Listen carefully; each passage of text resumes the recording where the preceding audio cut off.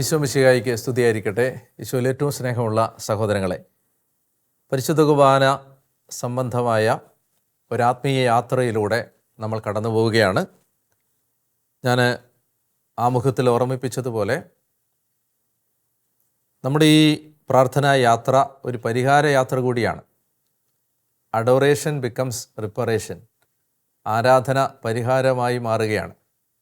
നമ്മൾ ഒരുമിച്ച് അനേകായിരങ്ങൾ ഈ പ്രാർത്ഥനാ യാത്ര നടത്തുമ്പോൾ നമ്മുടെ സഭ മുഴുവനിലും പരിശുദ്ധ കുർബാനയുടെ വലിയൊരു മഹത്വം പ്രത്യക്ഷപ്പെടുന്നതിന് സഹായകരമായി ദൈവത്തിൻ്റെ ആത്മാവ് വലിയ കൃപകൾ വർഷിക്കുന്ന ഒരു സമയമാണ്. ഇതിനെ ഒരു സ്പിരിച്വൽ സീസണായിട്ട് നിങ്ങൾ കാണണം എന്ന് ഞാൻ ആഗ്രഹിക്കുന്നു. ആത്മീയ ജീവിതം നയിക്കുന്ന ആളുകൾക്ക് ഞാൻ ഈ പറയുന്ന ഭാഷ മനസ്സിലാവും. നമുക്ക് ആത്മീയ ജീവിതത്തിൽ സ്പിരിച്വൽ സീസണുകളുണ്ട്. അതായത് ദൈവം സമൃദ്ധമായി നമ്മുടെ മേൽ കൃപാവരങ്ങൾ വർഷിക്കാൻ ദൈവം തിരഞ്ഞെടുത്തിരിക്കുന്ന സീസണുകളുണ്ട്. നമ്മുടെ ലൈഫിലെ ഒരു വലിയ സ്പിരിച്വൽ സീസണായിട്ട് നിങ്ങൾ ഈ ജൂലൈ 31 മുതൽ സെപ്റ്റംബർ 8 വരെയുള്ള 40 ദിവസത്തെ കാണണം. കാരണം ഇത് വലിയ ഒരു മാസീവായ ഷിഫ്റ്റ് നമ്മുടെ ജീവിതത്തിൽ കൊണ്ടുവരുന്നതിന് നമ്മളെ സഹായിക്കും. അതിനുവേണ്ടി കർത്താവിൻ്റെ പ്രേരണയിൽ നടത്തുന്ന ഒരു ശുശ്രൂഷയാണിത്. അതുകൊണ്ട് ഒരിക്കൽ കൂടി നിങ്ങളെ ഏറ്റവും തീക്ഷ്ണതയോടെ ഈ ശുശ്രൂഷയിൽ പങ്കെടുക്കാൻ ഞാൻ സ്വാഗതം ചെയ്തുകൊണ്ട് നമ്മളിന്ന് 5-ാമത്തെ ദിവസത്തിലേക്ക് കടക്കുകയാണ്. ഏറ്റവും അനുഗ്രഹത്തോടെ ഈ ദിവസം ചെലവഴിക്കാൻ കഴിയട്ടെ എന്ന് പ്രാർത്ഥിക്കുന്നു. ഇന്നത്തെ ചിന്തയ്ക്ക് വേണ്ടി എടുക്കുന്നത് ഉൽപ്പത്തി പുസ്തകത്തിൻ്റെ 12-ാം അധ്യായത്തിൽ അബ്രാഹാം കനാൻ ദേശത്തേക്ക് നടത്തിയ യാത്രയിൽ സംഭവിച്ച ഒരു കാര്യത്തെക്കുറിച്ചാണ്. അത് മനസ്സിലാകുന്നതിന് ഞാൻ ആ ഭാഗം മുഴുവൻ ഒന്ന് വായിക്കുകയാണ്. ഉൽപ്പത്തി പുസ്തകം 12-ാം അധ്യായം 1-ാമത്തെ വാക്യം. കർത്താവ് അബ്രാഹാമിനോട് അരുളി ചെയ്തു, നിന്റെ ദേശത്തെയും ബന്ധുക്കളെയും പിതൃഭവനത്തെയും വിട്ട് ഞാൻ കാണിച്ചു തരുന്ന നാട്ടിലേക്ക് പോവുക. ഇതാണ് ദൈവത്തിൻ്റെ നിർദ്ദേശം. ഞാൻ കാണിച്ചു തരുന്ന നാട്ടിലേക്ക് പോവുക. അബ്രാഹാം ഇപ്പോൾ താമസിക്കുന്നത് ഹാരാനിലാണ്. അദ്ദേഹം വന്നത് മെസപ്പൊട്ടാമിയയിലെ ഊറിൽ നിന്നാണ്. അപ്പോൾ താമസിക്കുന്ന സ്ഥലത്ത് നിന്ന് ദൈവം ഞാൻ കാണിച്ചു തരുന്ന നാട്ടിലേക്ക് പോകാൻ ആവശ്യപ്പെടുകയാണ്. ഇനി അടുത്തതായിട്ട് വായിക്കേണ്ടത് ഉൽപ്പത്തി 12:4. കർത്താവ് കൽപ്പിച്ചതനുസരിച്ച് അബ്രാം പുറപ്പെട്ടു. 5-ാമത്തെ വാക്യം. അബ്രാം ഭാര്യ സാറായിയെയും സഹോദരപുത്രൻ ലോത്തിനെയും കൂടെ കൊണ്ടുപോയി ഹാരാനിൽ തങ്ങൾ നേടിയ സമ്പത്തും ആളുകളുമായി അവർ കാനാൻ ദേശത്തേക്ക് പുറപ്പെട്ട് അവിടെ എത്തിച്ചേർന്നു. ഇത്രയും ഇൻഫർമേഷൻ മനസ്സിൽ സൂക്ഷിക്കണം. അതായത് അബ്രാം ഹാരാനിൽ നിന്ന് പുറപ്പെട്ട് കാനാൻ ദേശത്ത് എത്തിച്ചേർന്നു. അപ്പോൾ ദൈവം കാണിച്ചു തന്ന ദേശത്ത് എത്തി. ഇനി 6-ാമത്തെ വാക്യം. അബ്രാം ആ ദേശത്തിലൂടെ സഞ്ചരിച്ചു, ഷെക്കേമിൽ മോറയുടെ ഓക്കുമരം വരെ എത്തി. അപ്പോൾ ആദ്യത്തെ ലൊക്കേഷൻ ഷെക്കേമിൽ എത്തി. അക്കാലത്ത് കാനാൻകാർ അവിടെ പാർത്തിരുന്നു. കർത്താവ് അബ്രാമിന് പ്രത്യക്ഷപ്പെട്ട് അരുളി ചെയ്തു, ഈ നാട് നിന്റെ സന്തതികൾക്ക് ഞാൻ കൊടുക്കും. തനിക്ക് പ്രത്യക്ഷപ്പെട്ട കർത്താവിന് അബ്രാം അവിടെ ഒരു ബലിപീഠം പണിതു. അടുത്തത്, അവിടെ നിന്നവൻ ബഥേലിന് കിഴക്കുള്ള മലമ്പ്രദേശത്തേക്ക് കടന്ന് ബഥേലിനും ആയിക്കും ഇടയിൽ താവളമടിച്ചു. അവിടെ ഒരു ബലിപീഠം പണിത് കർത്താവിൻ്റെ നാമം വിളിച്ച് അപേക്ഷിച്ചു. ഈ ഒരു കാര്യമാണ് നിങ്ങളുടെ മനസ്സിലേക്ക് കൊണ്ടുവരേണ്ടത്. അബ്രാം ദൈവം കാണിച്ചു തന്ന ദേശത്ത് എത്തിച്ചേർന്ന് കഴിയുമ്പോൾ ദൈവം അവനോട് പ്രത്യക്ഷപ്പെട്ടിട്ട് പറയുകയാണ്, അബ്രാം, ഈ നാട് നിന്റെ സന്തതികൾക്ക് അവകാശമായി ഞാൻ തരും. അങ്ങനെ ദൈവം പറയുമ്പോൾ അബ്രാം അവിടെ ദൈവത്തിന് ഒരു ബലിപീഠം പണിയുകയാണ്. ഞാൻ ബലിപീഠത്തെക്കുറിച്ച് പിന്നീട് നമ്മൾ യാക്കോബിനെ കുറിച്ച് കാണുമ്പോൾ വിശദമായിട്ട് സംസാരിക്കും. പക്ഷേ ഈ എപ്പിസോഡിൽ നിങ്ങളുടെ മനസ്സിൽ പതിയേണ്ട ഒരാശയം, നമ്മുടെ ഈ യാത്രയിൽ നമ്മൾ സൂചിപ്പിക്കുന്ന ഓരോ കാര്യവും മനസ്സിൽ അടുക്കി ചിട്ടയോടെ വെച്ചാണ് നമ്മൾ ഒടുവിൽ ഈ യാത്ര പൂർത്തിയാക്കുമ്പോഴേക്കും ദിവ്യകാരുണ്യത്തെക്കുറിച്ച് വളരെ സമ്പൂർണ്ണമായ ഒരു ചിത്രം നമ്മുടെ മനസ്സിൽ രൂപപ്പെടാൻ പോകുന്നത്.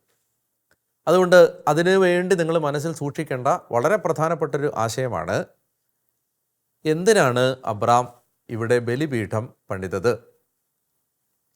ഞാൻ ഇന്ന് നിങ്ങളോട് പറയാൻ ആഗ്രഹിക്കുന്നത്, ഈ ബലിപീഠം പണിയുന്നതും ദൈവം നമുക്ക് തരുമെന്ന് പറഞ്ഞ വാഗ്ദാനങ്ങൾ പ്രാപിക്കുന്നതും തമ്മിൽ ഡയറക്റ്റായ ഒരു ബന്ധമുണ്ട്. ആ ബന്ധത്തെക്കുറിച്ചാണ് നമ്മളിന്ന് കാണാൻ പോകുന്നത്. അതായത് ദൈവം നമുക്ക് വേണ്ടി വച്ചിരിക്കുന്ന പ്രോമിസസ്, ഓരോ മനുഷ്യനും ഈ ഭൂമിയിൽ ദൈവം അവന് വേണ്ടി വച്ചിരിക്കുന്ന വാഗ്ദത്തങ്ങളുണ്ട്. ദൈവം അവന് വേണ്ടി കാത്തു വച്ചിരിക്കുന്ന അനുഗ്രഹങ്ങളുണ്ട്. അതിനെയാണ് ജെറമ്യാ 29 പറയുന്നത്, നിന്നെക്കുറിച്ച് എനിക്ക് ഒരു പദ്ധതിയുണ്ട്. നമ്മളിലൂടെ ഈ ഭൂമിയിൽ പൂർത്തിയാവേണ്ട വലിയ പദ്ധതികളുണ്ട്. നമുക്കെല്ലാവർക്കും ഒരു ഡിവൈൻ അസൈൻമെൻറ്റ് ഈ ഭൂമിയിലുണ്ട്. എഫേസോസ് 2:10 നാം ചെയ്യാൻ വേണ്ടി ദൈവം മുൻകൂട്ടി ഒരുക്കിയ സൽപ്രവൃത്തികൾ. അപ്പോൾ ഞാൻ മനസ്സിലാക്കുന്നതനുസരിച്ച് ഒരു 70-80% ആളുകളും ആ ദൈവത്തിൻ്റെ ആ ദൈവിക പദ്ധതിയിലേക്ക് എത്തിച്ചേരുന്നതിൽ പരാജയപ്പെടും. 2 തരത്തിൽ നമുക്കതിനെ കാണാൻ പറ്റും. ഒന്ന്, ദൈവത്തിൻ്റെ പ്ലാൻ എ, അതാണ് നമ്മളെക്കുറിച്ചുള്ള ദൈവത്തിൻ്റെ പദ്ധതി, പ്ലാൻ എ. എന്നാൽ ആ പ്ലാൻ എയിലേക്ക് എത്തിച്ചേരുന്നതിന് പകരം ഒരുപാട് ആളുകൾ ജീവിതം അവസാനിപ്പിക്കുന്നത് പ്ലാൻ ബിയിലാണ്, അല്ലെ പ്ലാൻ സിയിലാണ്. അപ്പോൾ ദൈവം നമ്മളെക്കുറിച്ച് വെച്ചിരിക്കുന്ന ആ ഒന്നാമത്തെ പദ്ധതി, അതാണ് ഞാനിവിടെ കർത്താവ് നമുക്ക് വെച്ചിരിക്കുന്ന വാഗ്ദത്തം. ഇവിടെ അബ്രഹാമിനെ സംബന്ധിച്ച് അവൻ കാനാൻ ദേശത്ത് എത്തിച്ചേരണം, അവൻ്റെ സന്തതികൾ ആ നാട് കൈവശമാക്കണം. നിങ്ങൾ ഓർക്കണം, ഇന്നും അബ്രഹാമിൻ്റെ സന്തതികളിലെ ആദ്യത്തെ ജനതയായ യഹൂദര് അനുഭവിക്കുന്നത് ഈ മണ്ണാണ്. നൂറ്റാണ്ടുകൾക്ക് മുമ്പ് ദൈവം കൊടുത്ത വാഗ്ദത്തം അവനും അവൻ്റെ തലമുറയും പ്രാപിച്ചത് എങ്ങനെയാണ് എന്നൊരു സത്യം നിങ്ങളുടെ മനസ്സിലേക്ക് കൊണ്ടുവരണം. അത് ഒരു ബലിപീഠം പണിതാണ് അബ്രാം എല്ലാം ആരംഭിക്കുന്നത്. എനിക്ക് നിങ്ങളോട് പറയാനുള്ളത്, നിങ്ങൾക്ക് വേണ്ടി ദൈവം വെച്ചിരിക്കുന്ന എല്ലാ ഡിവൈൻ അസൈൻമെൻറ്റിലേക്കും എത്താൻ ഏറ്റവും ചുരുക്കവഴി അല്ലെങ്കിൽ കുറുക്ക് വഴി, ഷോർട്ട് കട്ട് എന്താണെന്ന് ചോദിച്ചാൽ അതിന് ഒരേ ഒരു ഉത്തരമേ ഉള്ളൂ: ബലിപീഠങ്ങൾ പണിയുക, ബലിയർപ്പിക്കുക, ദൈവത്തെ ബലിയർപ്പിച്ച് ആരാധിക്കുക. ഇനി നമ്മളിവിടെ കാണേണ്ട അടുത്ത ഒരു കാര്യം, ഈ ദേശം എന്ന ദൈവത്തിൻ്റെ വാഗ്ദത്തം പ്രാപിക്കുന്നതിന് അബ്രാം ബലിപീഠം പണിതതിന് വേറൊരു ആത്മീയ കാരണം കൂടിയുണ്ട്. ആ കാരണം എന്ന് പറയുന്നത്, ഇവിടെ യഹോവയ്ക്കാണ് അബ്രാം ബലിപീഠം പണിയുന്നത്, ദൈവമായ കർത്താവിന്. യഹോവയ്ക്ക് ബലിപീഠം പണിയുന്നതിന് മുൻപ് നമ്മൾ കാണേണ്ട ഒരു സത്യം, അവിടെ പൈശാചിക ബലിപീഠങ്ങൾ നേരത്തെ തന്നെ സ്ഥാപിക്കപ്പെട്ടിട്ടുണ്ട്. അവിടെ കാനാൻകാർ താമസിക്കുന്നുണ്ട്. കാനാൻകാർ ഏതാണ്ട് 7 ജനതകൾ ഉൾപ്പെടുന്ന ഒരു ജനതയാണ്. ആ 7 ജനതകൾക്കും അവരുടെ വിജാതീയ ദേവന്മാരുണ്ട്. ഉദാഹരണത്തിന് അവിടെ ഏൽ, ബാൽ, അഷേര, മൊളേക്ക് തുടങ്ങിയ വിജാതീയ ദേവന്മാരുണ്ട് ഈ കാനാൻ ദേശത്ത്. ആ കാനാൻ ദേശത്ത് പൈശാചിക ബലിപീഠങ്ങൾ, പൈശാചിക ആരാധനകൾ നടക്കുന്ന സ്ഥലത്ത് അബ്രാം ബലിപീഠം പണിതതിൻ്റെ കാരണം, എവിടെയാണോ നമ്മൾ സത്യദൈവത്തെ ബലിയർപ്പിച്ച് ആരാധിക്കുന്നത് അവിടെ ആ ദൈവത്തിൻ്റെ ആധിപത്യം ആ മണ്ണിൽ ഉണ്ടാവും. ഞാൻ ഒന്നുകൂടെ പറയാം. നമ്മൾ ജീവിക്കുന്ന ഒരു സ്ഥലത്ത് ബലിപീഠം പണിത് ബലി അർപ്പിക്കുമ്പോഴാണ് നമ്മൾ ആരാധിക്കുന്ന ദൈവത്തിൻ്റെ, ആർക്കാണോ ബലിപീഠം പണിതത് ആ ആരാധനാ ദൈവത്തിൻ്റെ, ആരാധ്യനായ ദൈവത്തിൻ്റെ സാന്നിധ്യം അവിടെ പെർപ്പച്വേറ്റ് ചെയ്യപ്പെടുന്നത്. അവിടെ ദൈവത്തിൻ്റെ സാന്നിധ്യം പ്രകടമാകുന്നത്, അഭിഷേകമായിട്ട് പ്രകടമാകുന്നത് അവിടെ ബലിപീഠം പണിയുമ്പോഴാണ്. അവിടെ പിശാചനാണ് ബലിപീഠം പണിതിട്ടുള്ളതെങ്കിൽ അവിടെ പിശാചിൻ്റെ പ്രസൻസ് ഉണ്ട്. നമ്മൾ ജീവിക്കുന്ന സ്ഥലങ്ങളിലെല്ലാം കർത്താവിന് ആധിപത്യം ഉണ്ടാവണമെങ്കിൽ, അവിടെ ദൈവത്തിൻ്റെ സർവാധിപത്യം പ്രകടമാകണമെങ്കിൽ അവിടെ ബലിപീഠങ്ങൾ ഉയർന്ന് അവിടെ ബലിയർപ്പിച്ച് ദൈവത്തെ ആരാധിക്കുമ്പോഴാണ് അവിടെ ദൈവസാന്നിധ്യം ഉണ്ടാകുന്നത്. അത് എന്തുകൊണ്ടാണെന്ന് ഞാൻ പിന്നീട് ബലിപീഠത്തെക്കുറിച്ചുള്ള വിശദാംശങ്ങൾ വേറൊരു എപ്പിസോഡിൽ പറയുമ്പോൾ അത് ഡീറ്റെയിൽഡായിട്ട് പറയാം. ബലിപീഠം നമ്മൾ വിചാരിക്കുന്ന പോലെ മണ്ണോ കല്ലോ കൊണ്ടുണ്ടാക്കിയ ഒരു യാഥാർത്ഥ്യമല്ല. മറിച്ച് അതൊരു സ്പിരിച്വൽ എൻറ്റിറ്റിയാണ്, അതൊരു ആത്മീയ യാഥാർത്ഥ്യമാണ്. അവിടെ എവിടെ ബലിപീഠമുണ്ടോ അവിടെ ആർക്കാണോ ബലിയർപ്പിക്കുന്നത് ആ ദൈവത്തിൻ്റെ സാന്നിധ്യമുണ്ട്. ആ സാന്നിധ്യം അവിടെ എന്നേക്കും നിലനിൽക്കുകയാണ്. അതുകൊണ്ടാണ് അബ്രഹാമിൻ്റെ സന്തതികൾക്ക് ആ നാട് കിട്ടിയത്. ഇപ്പോൾ നമ്മൾ താമസിക്കുന്ന സ്ഥലത്ത്, നമ്മൾ താമസിക്കുന്ന വീട്ടിലൊക്കെ കർത്താവിൻ്റെ സാന്നിധ്യം ഉണ്ടാവണമെങ്കിൽ ആ ദേശത്ത് ബലി നടക്കണം, ദൈവത്തെ ബലിയർപ്പിച്ച് ആരാധിക്കണം. ഈ പൈശാചിക ശക്തികൾ ശക്തി പ്രാപിക്കുന്നത് എങ്ങനെയാണെന്നറിയാമോ? അവരാരാധന സ്വീകരിച്ചിട്ടാണ്. പിശാചിന് ഒറ്റ ലക്ഷ്യമേ ഉള്ളൂ, അവന് പരമാവധി ആരാധന കിട്ടണം. അതുകൊണ്ടാണ് പിശാച് ഈശോയോട് പോലും വന്നിട്ട് ചോദിക്കുന്നത്, നീ എന്നെ കുമ്പിട്ട് ആരാധിച്ചാൽ ഞാൻ ഈ ദേശം നിനക്ക് തരാമെന്ന് പറയുന്നത്. ഈ ദേശം തരാമെന്ന് പറയുമ്പോൾ ഈ ദേശം അവൻ്റെ കയ്യിലാണെന്നാണ് അവൻ പറയുന്നത്. ഈശോ അത് അല്ലാന്ന് പറയുന്നില്ല. അവൻ പിശാച് അത് കൈയടക്കി വെച്ചിരിക്കുകയാണ്. എങ്ങനെയാണ് പിശാചിന് അതിൽ അവകാശം കിട്ടിയത്? പിശാചിനെ അവിടെ ആരാധിച്ചത് കൊണ്ടാണ്, അവിടെ പാപം പെരുകിയത് കൊണ്ടാണ്, അവിടെ തിന്മ വർദ്ധിച്ചത് കൊണ്ടാണ്. എവിടെ പാപമുണ്ടോ, എവിടെ തിന്മയുണ്ടോ, എവിടെ പൈശാചിക ആരാധനയുണ്ടോ, എവിടെ സത്യദൈവത്തിൽ നിന്ന് ദൈവജനം അകന്നു കഴിയുന്നോ അവിടെ സാത്താൻ്റെ ബലിപീഠങ്ങൾ ഉയർന്നിട്ടുണ്ട്, അവിടെ പിശാചിന് അതിൻ്റെ മേൽ അവകാശമുണ്ട്.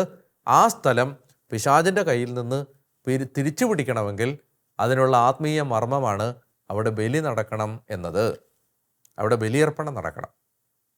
അതുകൊണ്ട് പൈശാചിക ആധിപത്യങ്ങളെ തകർക്കാൻ നമ്മൾ പ്രധാനമായും ബലിയർപ്പണങ്ങളെ യോഗ്യതയോടെ ബലിയർപ്പിച്ച് ബലിയർപ്പണങ്ങൾ സജീവമാവണം. ഇപ്പോൾ ഒരു സ്ഥലത്ത്, ഒരു ദേശത്ത് ദൈവമായ കർത്താവിൻ്റെ സാന്നിധ്യം വർദ്ധിക്കണമെങ്കിൽ അവിടുത്തെ ആ ഇടവക പള്ളിയിലെ ബലിയർപ്പണം വളരെ ശക്തമാവണം.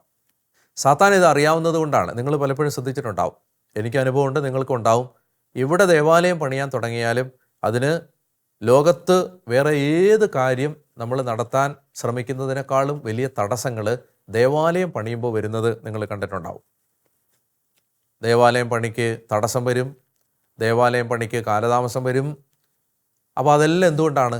അവിടെയുള്ള പൈശാചിക സ്വാധീനങ്ങൾ വിട്ടുപോകാൻ മടിക്കുന്നത് കൊണ്ട് അവ തടസ്സങ്ങൾ സൃഷ്ടിക്കും. അതുകൊണ്ടാണ് നമ്മൾ അത്രയും പ്രാർത്ഥന ഉയർത്തിയാൽ മാത്രമേ ദേവാലയങ്ങൾ ഉയരത്തുള്ളൂ. അതുമാത്രമല്ല, പിന്നെ നിങ്ങൾ കണ്ടിട്ടുണ്ടാവും, ദേവാലയങ്ങൾ വളരെ സന്തോഷത്തോടും സമാധാനത്തോടും കൂടെ പോകുമ്പോൾ അവിടുത്തെ ആരാധന മുടക്കാൻ, ബലിയർപ്പണത്തിൻ്റെ ശക്തി നശിപ്പിക്കാൻ പിശാച് ഭിന്നതകൾ, കലഹങ്ങൾ, വഴക്കുകൾ, ഗ്രൂപ്പുകൾ, തമ്മിൽ തല്ല്, ഇതെല്ലാം സൃഷ്ടിക്കുന്നത്, ഈ ഫ്രാക്ഷൻസ് എല്ലാം സൃഷ്ടിക്കുന്നത് അവനെ ആരാധന സജീവം ആകാതിരിക്കാൻ വേണ്ടിയിട്ടാണ്. കാരണം ബലി നടന്നാൽ അവിടെ യോഗ്യതയോടെ ഒരു 10 പേര് ഒരുമിച്ച് കൂടി അവിടെ ബലി അർപ്പിച്ചാൽ അവിടെ കർത്താവിൻ്റെ സാന്നിധ്യമുണ്ട്. ഞാൻ കേരളത്തിലെ പല സ്ഥലങ്ങളിലൂടെ സഞ്ചരിക്കുമ്പോൾ ഈ വ്യത്യാസം എനിക്ക് മനസ്സിലായിട്ടുണ്ട്. ദേവാലയങ്ങളുള്ള സ്ഥലങ്ങൾ, ബലിപീഠങ്ങളുള്ള സ്ഥലങ്ങൾ, എന്നും കുർബാന നടക്കുന്ന സ്ഥലങ്ങൾ, ഈ സ്ഥലങ്ങളിലൂടെ പോകുമ്പോൾ അവിടെ ആ അന്തരീക്ഷത്തിലേക്ക് കയറുമ്പോൾ തന്നെ അവിടെ പരിശുദ്ധാത്മാവിൻ്റെ കാറ്റ് വീശുന്നത് കാണാൻ പറ്റും. എന്നാൽ അതില്ലാത്ത സ്ഥലങ്ങളിലൂടെ പോകുമ്പോൾ നമുക്ക് അത് ആത്മീയ ഭാഷയിൽ നമ്മൾ രണ്ടായിട്ടാണ് സ്ഥലങ്ങളെ തിരിക്കുന്നത്. ഒന്ന് സ്വർഗം തുറക്കപ്പെട്ട സ്ഥലങ്ങളും സ്വർഗം അടയ്ക്കപ്പെട്ട സ്ഥലങ്ങളും. Places wear heaven is open, അങ്ങനെയുള്ള സ്ഥലങ്ങളുണ്ട്. എന്ന് പറഞ്ഞാൽ അവിടെ ദൈവാത്മാവുണ്ട്. നമ്മൾ അന്തരീക്ഷത്തിൽ കയറുമ്പോൾ തന്നെ കർത്താവിൻ്റെ ചൈതന്യമുണ്ട്. അത് ബലി നടക്കുന്നത് കൊണ്ടാണ്, അവിടെ ആരാധന നടക്കുന്നുണ്ട്, അവിടെ കർത്താവിന് ആ ബലിയർപ്പണത്തിലൂടെ ദൈവത്തിൻ്റെ സാന്നിധ്യം അവിടെയുണ്ട്.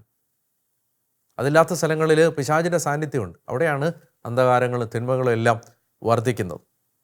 ഞാൻ പറഞ്ഞു വരുന്നത്, അതുകൊണ്ട് ആരാധനയിലാണ് പൈശാചിക ആധിപത്യം തകരുന്നത്. വേറൊരു പ്രധാനപ്പെട്ട കാര്യം, ജെറീക്കോ കോട്ട തകരുന്ന സമയത്ത് അത് 7ാമത്തെ ദിവസം അവർ വലം വെച്ച് കാഹളം ഊതുമ്പോഴാണ് കോട്ട തകരുന്നത്. 7ാമത്തെ ദിവസം എന്ന് പറഞ്ഞാൽ ബൈബിളിൽ ആരാധനയുടെ ദിവസം എന്നാണ്, സാബത്ത് ദിവസം എന്നാണ്. എന്ന് പറഞ്ഞാൽ ആരാധനയിലാണ് ഈ കോട്ട ഇടിയുന്നത്. പൈശാചിക കോട്ടകൾ ഇടിയുന്നത് ആരാധനയിലാണ്. അതുകൊണ്ട് നമുക്കിന്ന് നമ്മൾ ഈ വിഷയം ചിന്തിക്കുമ്പോൾ അബ്രഹാം ബലിപീഠം പണിതു എന്ന് പറയുമ്പോൾ അത് വെറുതെ ഇങ്ങനെ ഒരു സ്ട്രക്ചർ ഉണ്ടാക്കിയെന്നല്ല. അബ്രഹാം ഉറപ്പുവരുത്തി ദൈവത്തെ ആരാധിച്ച് ഈ ദേശത്ത് കർത്താവിൻ്റെ സാന്നിധ്യം ഉണ്ടാകണമെന്ന് അബ്രഹാം ആഗ്രഹിച്ച് അത് ഉറപ്പുവരുത്തി. പ്രിയപ്പെട്ടവരെ, നിങ്ങളുടെ ആരുടെയെങ്കിലും കുടുംബത്തിൽ നിങ്ങൾക്ക് കർത്താവിൻ്റെ പ്രവൃത്തികൾ നടക്കുന്നില്ല എന്ന് തോന്നിയാൽ ഞാൻ നിങ്ങളോട് പറയുകയാണ്, നിങ്ങൾ എല്ലാ ദിവസവും വിശുദ്ധ കുർബാനയ്ക്ക് പോയി ഒന്ന് പ്രാർത്ഥിക്കുക. ഏലിയ തകർന്നു കിടന്ന ബലിപീഠം നേരെയാക്കി എന്ന് രാജാക്കന്മാരുടെ പുസ്തകത്തിൽ വായിക്കുന്നുണ്ട്. തകർന്നു കിടക്കുന്ന ബലിപീഠം ഒന്ന് നേരെയാക്കുക. കുടുംബാംഗങ്ങൾ, ഇപ്പം നിങ്ങളുടെ വീട്ടിൽ ഒരു പ്രയാസം ഉണ്ടെന്ന് വിചാരിക്കുക. ആദ്യം ചെയ്യേണ്ടത് കുടുംബാംഗങ്ങൾ കുമ്പസാരിച്ച് എല്ലാ ദിവസവും വിശുദ്ധ കുർബാനയ്ക്കൊന്ന് പോവുക. ഞാൻ വലിയ സാമ്പത്തിക ബാധ്യതയിലുള്ള, എനിക്ക് പരിചയമുള്ള ഒരു ചെറുപ്പക്കാരൻ എന്നോട് ഒരു ഡിസംബർ 31 കരഞ്ഞുകൊണ്ട് പറഞ്ഞു, അടുത്ത വർഷമെങ്കിലും എനിക്കൊരാഗ്രഹമുണ്ട്, കടമില്ലാതെ ഒരു ദിവസമെങ്കിലും കിടന്നുറങ്ങണം. ഞാൻ അവനോട് പറഞ്ഞു, നീ 1-ാം തീയതി മുതൽ എന്നും മുടങ്ങാതെ കുർബാനയ്ക്ക് പോകും. 1-ാം തീയതി മുതൽ അവ വിശുദ്ധ കുർബാനയ്ക്ക് പോയി. 1-ാമത്തെ ദിവസം എൻ്റെ കൂടെ കുർബാന അർപ്പിച്ചു. പിന്നെ എല്ലാ ദിവസവും മുടങ്ങാതെ പോയി. ഒക്ടോബർ മാസത്തിൽ എൻ്റെ അടുത്ത് വന്നു. എന്നിട്ട് പറഞ്ഞു, ഇന്ന് രാത്രി ഞാൻ ഉറങ്ങാൻ പോകുന്നത് കടമില്ലാത്തവനായിട്ടാണ് എന്ന് പറഞ്ഞു. എന്ന് പറഞ്ഞാൽ 9 മാസം കഴിയുമ്പോഴേക്കും അവൻ്റെ ജീവിതത്തിലെ ലക്ഷങ്ങളുടെ ബാധ്യത ദൈവം എടുത്തു മാറ്റി. അതെന്താ സംഭവിക്കുന്നത്? ബലിപീഠം പണിതു. ഇത്രയും നാളും തകർന്നു കിടന്ന ആ ബന്ധം കർത്താവിൻ്റെ അടുത്ത് എല്ലാ ദിവസവും പ്രഭാതത്തിൽ പോയി 3/4 മണിക്കൂർ, അരമണിക്കൂർ, 3/4 മണിക്കൂർ കർത്താവിനെ ആരാധിച്ചു. ബലിപീഠം പണിതു. അവിടെ ആ വഴി തുറക്കപ്പെട്ടു. നമുക്ക് കുറുക്ക് വഴികളില്ല ഇതിനൊന്നും. നമ്മൾ പോയി എന്തെങ്കിലും ആഭിചാരം, മന്ത്രവാദം, കൂടോത്രം അങ്ങനെ ചെയ്ത് അവിടെ പോയി ഇവിടെ പോയി ബന്ധനങ്ങൾ പെരുകത്തേ ഉള്ളൂ. ദൈവത്തെ ആരാധിക്കും, കർത്താവിന് വേണ്ടി സമയം കൊടുക്കുക. അപ്പോൾ അതുകൊണ്ട് ബലിപീഠം പണിയുക എന്നുള്ളത് നമ്മുടെ ജീവിതത്തിലെ വളരെ പ്രധാനപ്പെട്ട ഒരു കാര്യമാണ്. ഇന്നത്തെ പുണ്യം, നമ്മൾ അഭ്യസിക്കേണ്ട പുണ്യം ഔദാര്യമാണ്. ഔദാര്യം, ജനറോസിറ്റി, ഔദാര്യം. ഒഴിവാക്കേണ്ട പാപം എന്താണ്? ആർത്തിയാണ്. ആർത്തിയുടെ ഓപ്പോസിറ്റാണ് ഔദാര്യം. ആർത്തി എന്നാൽ നമുക്കെല്ലാം വേണമെന്നുള്ള ചിന്തയാണ് ആർത്തി. ഔദാര്യം മറ്റുള്ളവർക്ക് ചെയ്തു കൊടുക്കാൻ പറ്റുന്ന എല്ലാം ചെയ്തു കൊടുക്കണം എന്നുള്ളതാണ് ഔദാര്യം. ജനറോസിറ്റി പുണ്യം, ഗ്രീഡ് ഒഴിവാക്കേണ്ട പാപം. ഇനി ഇന്നത്തെ ടാസ്ക്, ഇന്ന് ചെയ്യേണ്ട പ്രവൃത്തി കരുണയോടെ ഔട്ട് ഓഫ് ദ ബോക്സ് എന്ന് പറഞ്ഞാൽ നമ്മൾ സാധാരണ ചെയ്യുന്നതിനേക്കാളും വ്യത്യാസപ്പെട്ട് ഔദാര്യത്തോടെ എന്തെങ്കിലും ഒരു പ്രവൃത്തിയെങ്കിലും ആർക്കെങ്കിലും വേണ്ടി ചെയ്യുക. ഇന്ന് രാത്രി ഉറങ്ങാൻ പോകുന്നതിന് മുമ്പ് ഔദാര്യമുള്ള ഹൃദയത്തോടെ നമ്മൾ സാധാരണ ചെയ്തു കൊടുക്കാതിരുന്നൊരു കാര്യം ഔദാര്യത്തോടെ ഒരാൾക്ക് ചെയ്തു കൊടുത്ത് പരിശീലിക്കുക. ഇനി പ്രാർത്ഥിക്കേണ്ട പ്രാർത്ഥന ഇതാണ്: കർത്താവേ, എൻ്റെ ഹൃദയം അങ്ങയുടെ തിരുഹൃദയം പോലെ വിശാലമാക്കി മാറ്റണമേ. കർത്താവേ, എൻ്റെ ഹൃദയം അങ്ങയുടെ തിരുഹൃദയം പോലെ വിശാലമാക്കി മാറ്റണമേ. Make my heart as large as your sacred heart. കർത്താവേ, എൻ്റെ ഹൃദയം അങ്ങയുടെ തിരുഹൃദയം പോലെ വിശാലമാക്കി എല്ലാവരെയും ഉൾക്കൊള്ളുന്നൊരു ഹൃദയമാക്കി മാറ്റണമേ എന്ന് നമുക്ക് പ്രാർത്ഥിക്കാം. ഈ ആരാധനയിൽ അതിനുവേണ്ട ആശീർവാദം നമുക്ക് പ്രാപിക്കുകയും ചെയ്യാം. ദൈവം നിങ്ങളെല്ലാവരെയും സമൃദ്ധമായിട്ട് അനുഗ്രഹിക്കട്ടെ.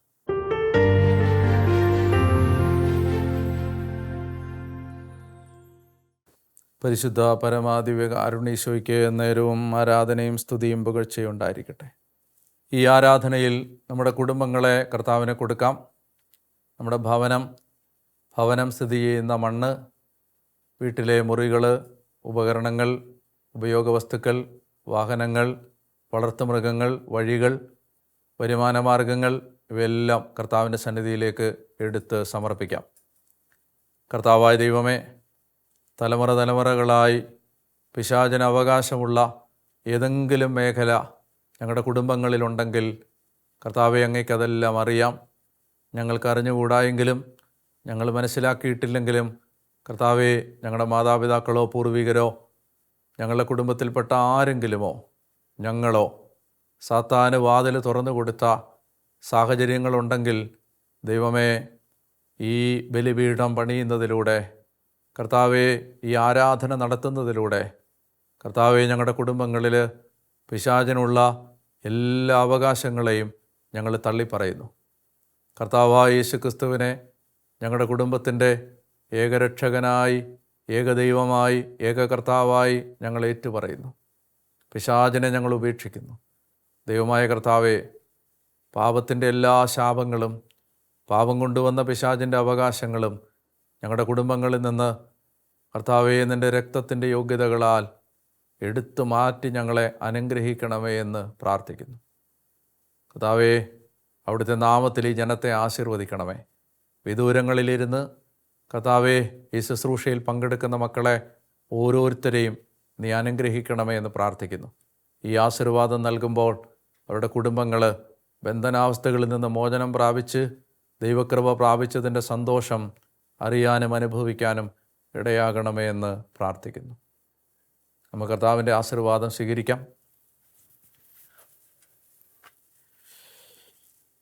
സർവശക്തനായ ദൈവം നിങ്ങളെയും നിങ്ങളുടെ കുടുംബത്തെയും അനുഗ്രഹിച്ച് ആശീർവദിക്കട്ടെ. നിങ്ങളുടെ കുടുംബങ്ങളിൽ ഏതെങ്കിലും പൈശാചിക സ്വാധീനങ്ങൾ, പിശാചെടുത്ത അവകാശങ്ങൾ, സാത്താന് പണിതുയർത്തപ്പെട്ട ബലിപീഠങ്ങൾ നിലനിൽക്കുന്നെങ്കിൽ യേശുവിൻ്റെ ശരീരത്തിൻ്റെയും രക്തത്തിൻ്റെയും യോഗ്യതകളാൽ ആ അവകാശങ്ങൾ ഇല്ലാതാവട്ടെ. സാത്താൻ്റെ അടിമത്തങ്ങൾ നിങ്ങളുടെ കുടുംബങ്ങളിൽ നിന്ന് മാറിപ്പോവട്ടെ.